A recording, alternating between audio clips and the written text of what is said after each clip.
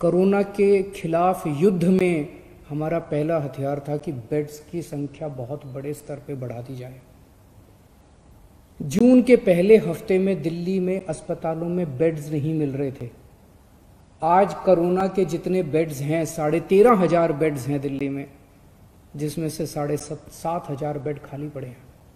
केवल 6,000 beds occupied हैं। अभी बेड्स की फिलहाल कमी नहीं है, प्राइवेट में भी और सरकार में भी।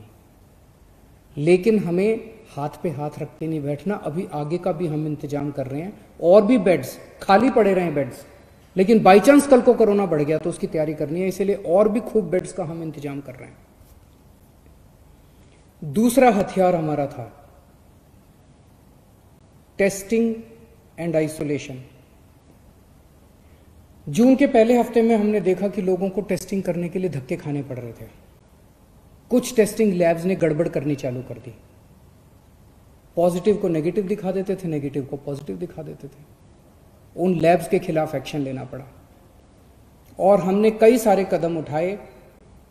जून के पहले हफ्ते में जहां डेली 5,000 टेस्ट हो रहे थे, आज दिल्ली में 20,000 टेस्ट डेली हो रहे हैं।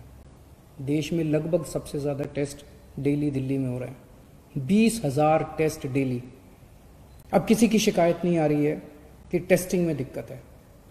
टेस्टिंग एंड आइसोलेशन, हम टेस्ट करते हैं, खूब टेस्ट कर रहे हैं, जम के टेस्ट कर रहे हैं, गली गली में टेस्ट कर रहे हैं और आइडेंटिफाई करते हैं कौन कोरोना का मरीज है और उसको आइसोलेट कर दो, कौन कोरोना का मरीज है उसे आइसोलेट कर दो। बहुत बड़े स्तर पे दिल्ली में चल रहा है और इसके लिए मैं खास तौर से केंद्र सरकार का शुक्रिया अदा करना चाहता हूं, जिन्होंने हमें रैपिड टेस्टिंग की में मदद की। एंटीजन टेस्ट उन्होंने पहले हमें कुछ किट्स दिए, अब तो हमने 6 लाख किट खुद भी खरीद लिए, लेकिन पहले एंटीजन टेस्ट शुरू करने के किट्स हमें केंद्र सरकार ने दिए, परमिशन दी, हमारा हाथ पकड़ के हमें करना सिखाया। इसके लिए हम केंद्र सरकार के आभारी हैं। तीसरा हमारा हथियार था कोरोना की लड़ाई में, तीसरा हथियार है oximeters and oxygen concentrators. Corona में सबसे बड़ी दिक्कत होती है कि ऑक्सीजन की कमी हो जाती है और ऑक्सीजन की कमी होने से आदमी की डेथ हो जाती है।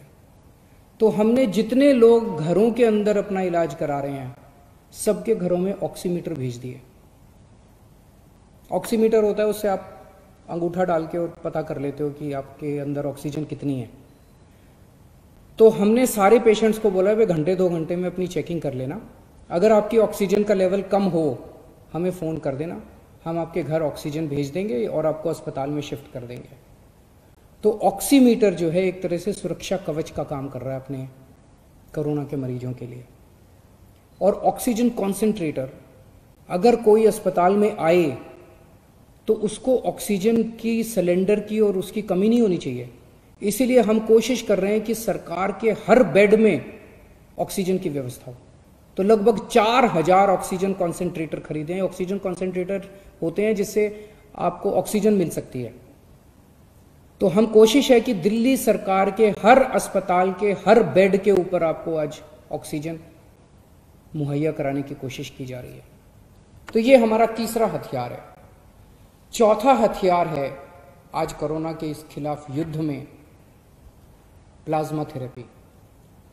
इसमें दिल्ली ने पूरे देश के लिए एक तरह से रास्ता दिखाया।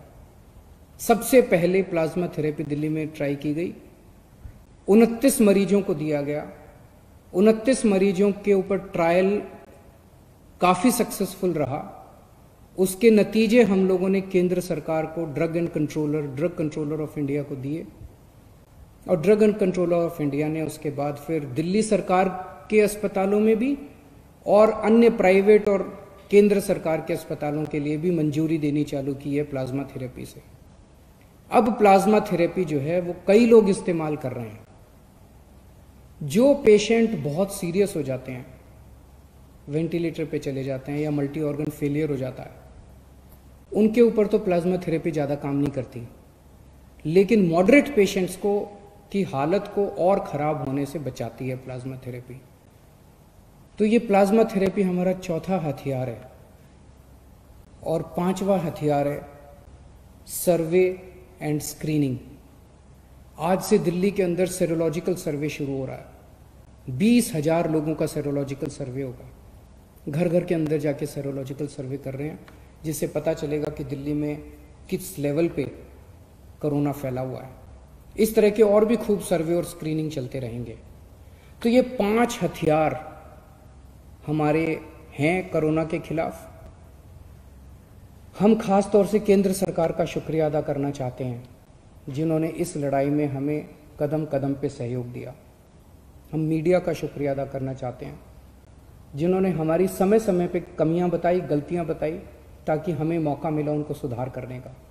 बहुत सारी समाज सेवी संस्थाएं हैं जो हमें इस पूरी मुहिम के अंदर दिल्ली वालों की मदद कर रही हैं। जीत निश्चित है,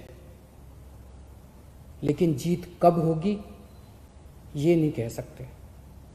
कोरोना हारेगा, दिल्ली जीतेगी, और ये 5 हथियार खूब कारगर साबित हो रहे हैं। बहुत बहुत शुक्रिया।